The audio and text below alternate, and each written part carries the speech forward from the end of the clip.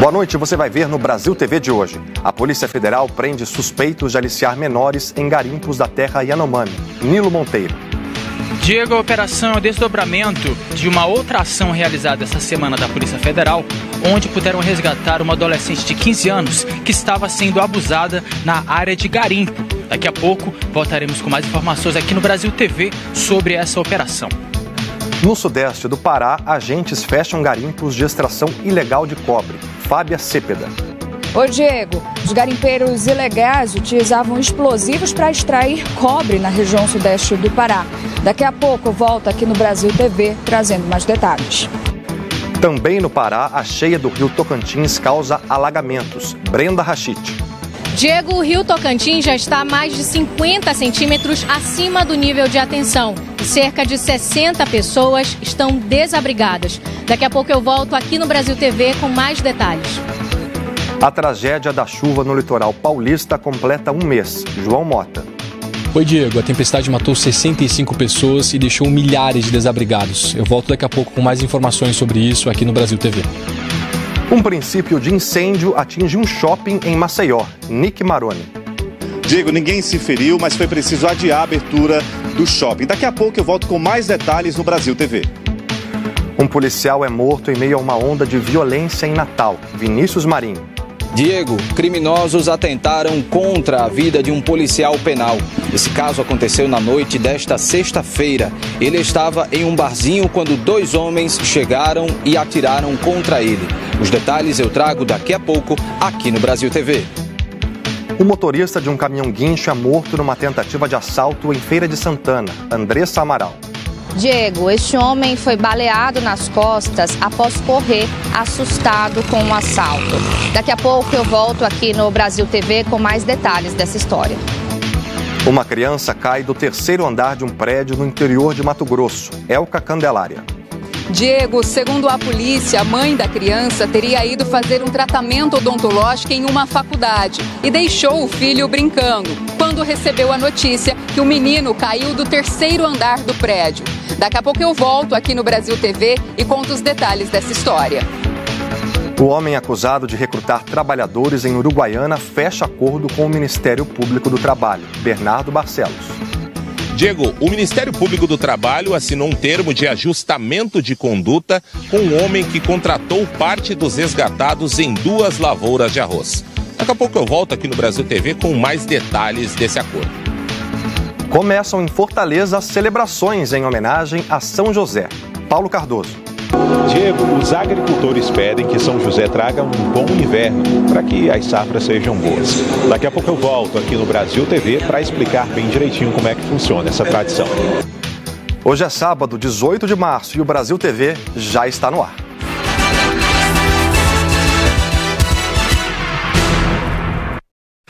A Polícia Federal fez hoje uma operação contra suspeitos de aliciar mulheres e adolescentes na terra indígena Yanomami, em Roraima.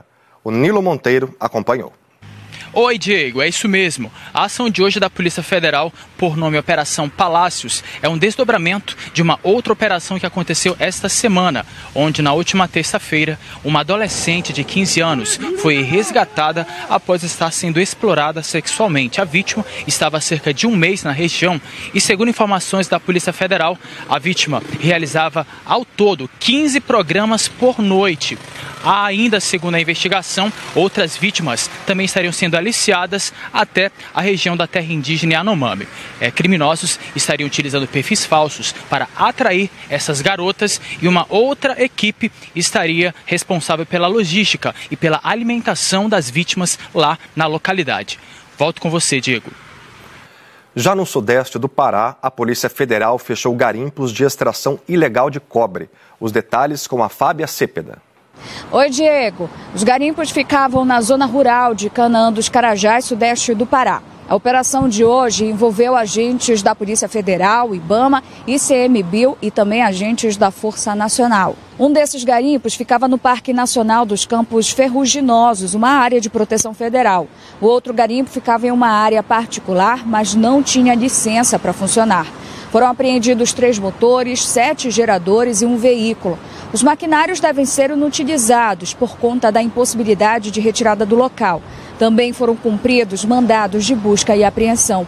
De acordo com a Polícia Federal, os garimpos faziam a extração ilegal de cobre por meio de escavações onde eram utilizados explosivos, o que também colocava em risco as pessoas que atuavam no garimpo.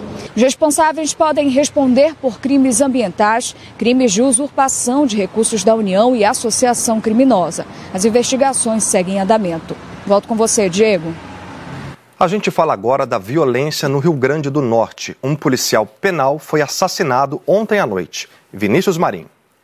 Oi, Diego. Era por volta das 9 horas da noite desta sexta-feira quando esse atentado aconteceu contra esse policial penal no bairro Jardim Lola, São Gonçalo do Amarante, que fica na região metropolitana aqui da capital. Ele estava em um barzinho conversando com amigos quando foi surpreendido com a chegada de 2 homens em uma moto. Um deles armado efetuou diversos disparos por arma de fogo. 3 destes disparos atingiram o policial penal Carlos Eduardo Nazário, de 53 anos. Ainda não há informação concreta da polícia se a morte do policial penal tem a ver com a onda de ataques que vem assolando a capital e também o Rio Grande do Norte. Ao todo, 45 cidades já sofreram com os ataques desde a última terça-feira desta semana. O motorista de um caminhão guincho foi morto durante uma tentativa de assalto na cidade baiana de Feira de Santana. Andressa Amaral.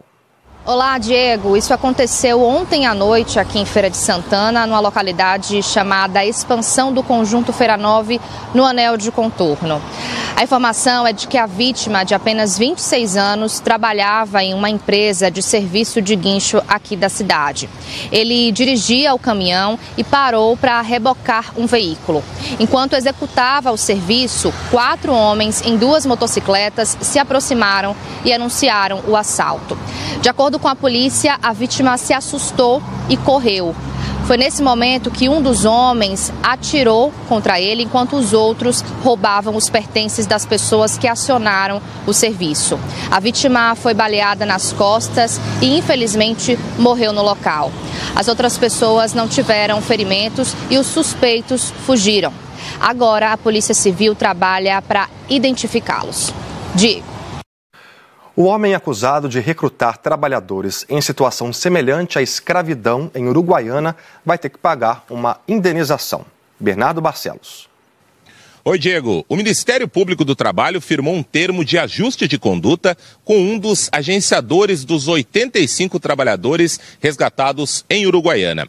O responsável por parte da contratação dos trabalhadores resgatados em situação semelhante à escravidão em lavouras de arroz vai pagar R$20 mil em indenização por danos morais coletivos. O valor será revertido para projetos de erradicação do trabalho escravo na região. Os 85 trabalhadores foram resgatados no dia 10 de março em 2 fazendas no interior de Uruguaiana. Eles trabalhavam em contato direto com agrotóxicos, não tinham carteira assinada e chegavam a caminhar cerca de 50 minutos para chegar nas lavouras. Volto com você, Diego. Obrigado, Bernardo. E uma criança de 4 anos caiu do 3º andar de um prédio em Rondonópolis, no Mato Grosso. Elka Candelária. Oi, Diego. De acordo com o boletim de ocorrência, a mãe da criança estava em um tratamento odontológico em uma faculdade. O menino de 4 anos ficou brincando durante o tratamento, quando a mãe foi chamada e recebeu a notícia que ele tinha caído do 3º andar do prédio. Uma equipe do SAMU foi chamada e socorreu a criança, que teve várias fraturas. Inicialmente, ele foi levado ao hospital regional e logo depois transferido para a UTI pediátrica da Santa Casa aqui de Rondonópolis, onde permanece internado. Eu volto com você, Diego. E um princípio de incêndio atingiu um shopping em Maceió. Quem traz os detalhes pra gente é o repórter Nick Maroni. Oi, Diego. Um princípio de incêndio assustou moradores próximos de um shopping center em Maceió. O fogo começou em uma loja de roupas e acessórios hoje de manhã. Por sorte, o shopping ainda não estava aberto ao público e o incêndio foi rapidamente controlado pela Brigada de Incêndio e pelo Corpo de Bombeiros. As pessoas que chegavam para fazer compras tiveram de esperar até que o local fosse limpo e periciado. Segundo os bombeiros, por causa da grande quantidade de fumaça, foi preciso ventilar o ambiente. Ninguém ficou ferido, as lojas voltaram a funcionar no final da manhã. Volto com você, Diego. Imagina um susto, né, para quem estava no shopping naquele momento. Agora a gente vai para Manaus, porque hoje teve campanha para o descarte correto de televisões e equipamentos antigos. A Naine Castelo Branco mostra para a gente. Olá, Diego. Neste sábado, a Associação Brasileira de Reciclagem de Eletroeletrônicos e Eletrodomésticos realizou uma campanha para a arrecadação de resíduos eletrônicos, como geladeiras, televisões e também equipamentos de informática. O ponto drive-thru foi montado aqui na Lagoa do Japim, na zona sul de Manaus. O objetivo da campanha, que conta com a parceria da Prefeitura de Manaus, é alertar a população sobre a destinação correta dos produtos. No local, as pessoas também foram orientadas sobre a importância do descarte correto para o meio ambiente. Quem deixou seu produto para coleta levou para casa uma muda de planta. Eu volto com você, Diego. A cheia do rio Tocantins deixou cerca de 60 pessoas desabrigadas em Marabá, no Pará. A Brenda Rachit atualiza a situação para a gente. Olá, Diego. Com as fortes chuvas dos últimos dias, vários pontos da cidade estão alagados. A Prefeitura de Marabá iniciou a construção de 40 abrigos para receber as famílias atingidas. De acordo com a Defesa Civil, pelo menos 58 pessoas já procuraram ajuda e cerca de 10 famílias já fizeram a mudança com a ajuda do Corpo de Bombeiros para fugir dos alagamentos. O nível do rio Tocantins continua subindo e hoje atingiu 10 metros e 27 centímetros, 53 centímetros acima do nível de atenção estipulado pela Defesa Civil do município. A chuva forte desta sexta-feira também derrubou 8 postes e moradores ficaram algumas horas com o fornecimento de energia interrompido. Segundo o Instituto Nacional de Meteorologia, amanhã a previsão é de pancadas de chuva com trovoadas na região de Marabá, que fica no sudeste paraense. Eu volto com você, Diego. Obrigado, Brenda. E agora a gente fala da tragédia da chuva no litoral paulista. Já se passou um mês e ainda muitas famílias não têm onde morar. O repórter João Mota está acompanhando esse caso desde o início e traz os detalhes para a gente agora. Oi, Diego. Um mês depois da tragédia aqui no litoral norte de São Paulo, cerca de 3 mil pessoas continuam desabrigadas ou desalojadas em São Sebastião. A chuva no meio de fevereiro, em poucas horas, ultrapassou os 600 milímetros. Foi a maior chuva já registrada no país. Deslizamentos de terra arrastaram dezenas de casas e quem vivia nelas, principalmente na Vila Saí. Parte das pessoas que perderam a moradia continua abrigada na rede hoteleira da Costa Sul ou então na casa de conhecidos. O governo do estado de São Paulo e a prefeitura da cidade já definiram terrenos onde casas populares serão construídas nos próximos 8 meses. Uma vila de passagem também deve ser concluída na região central da cidade nos próximos 20 dias para servir de moradia temporária. O temporal deixou 65 mortes em todo o litoral, 64 só em São Sebastião. Uma pessoa segue desaparecida aqui na Costa Sul da cidade. Diego, volto com você. Amanhã, dia 19 de março, dia de São José, mas a igreja antecipou as comemorações do santo que é padroeiro do Ceará. O Paulo Cardoso explica agora essa tradição para a gente. Oi, Diego. Hoje foi comemorado no Ceará o dia de São José. O dia mesmo é dia 19 de março. Só que, como nesse dia acontece um domingo da quaresma, a celebração, segundo a recomendação da Igreja Católica, deve ser transferida para o dia anterior. E todo o povo cearense celebra com muita fé o dia deste santo, que é o padroeiro do estado, para que ele traga boas chuvas. A tradição diz que se chover no dia em que é celebrado o santo, então o inverno vai ser muito bom e as safras dos agricultores vão ser muito proveitosas. É nisso que eles acreditam e o dia foi de muitas celebrações em Fortaleza e em todas as cidades do Ceará para pedir que São José abençoe com boas chuvas e também proteja os mais vulneráveis, aquelas pessoas que moram em áreas de risco e estão aí expostas a áreas de enchentes ou de deslizamentos. Nesta semana o Ceará teve pessoas que morreram por causa disso e muitos colocaram nas intenções a vida dessas pessoas que se foram e também pediram a proteção para que, se as chuvas vierem com força, todos estejam protegidos. Volto com você, Diego. A seguir, o aumento de casos de dengue preocupa em Minas Gerais. Júlio César Santos. Diego, em BH e na região metropolitana de Belo Horizonte, o número de casos de dengue cresceu. Por isso, os postos de saúde ficarão abertos neste sábado para desafogar as unidades de pronto atendimento e também atender as pessoas que que estão com sintomas da doença. Daqui a pouco eu trago os detalhes aqui no Brasil TV. E depois dos incidentes com tubarões, pesquisadores trabalham na conscientização de banhistas de Jaboatão dos Guararapes. Beatriz Castro. Diego, o banho de mar é proibido aqui nesse trecho da Praia de Piedade, em Jaboatão dos Guararapes, como a placa ali está alertando. E hoje a gente acompanhou ações para conscientizar as pessoas de como curtir a praia de um jeito seguro. A gente mostra daqui a pouco no Brasil TV.